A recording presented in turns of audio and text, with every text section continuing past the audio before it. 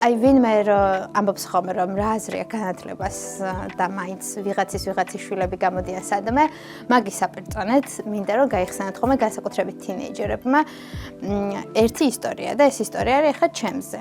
იმიტომ რომ მე გავიზარდე და ჩემი ძმა ისეთ ოჯახში, სადაც პირდაპირ მნიშვნელობით მე რო ვიყავ მაგათ 4-5 წლის, ჩვენ ოჯახს ჰქონდა პურის ფულის პრობლემა.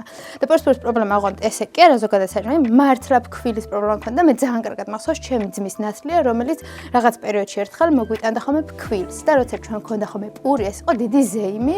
დღეს არ მიყვარს ხოლმე ქვეყნების თულა, ზუსტად არ მახსოვს რამდენი ქვეყანაში ვარ ვიყავი, ალბათ 20-ზე მეტში, მხოლოდ იმიტომ რომ ეს ცოდნა და გამოცდილება, რასაც ვფლობ, აინტერესებდათ და მგონია რომ კარგი მაგალითია იმისა, რომ კარგად სწავლა და სწავლა დაფასებულია ისეთ საზოგადოებაში, რომელსაც უნდა განვითარება. ამიტომ სწავლა ძალიან მნიშვნელოვანია და უწყვეტი განათლება კიდევ უფრო მნიშვნელოვანია, იმიტომ რომ ერთხელ უნივერსიტეტში მიღებული განათლება არ არის საკმარისი ცხოვრების სხვადასხვა ეტაპზე.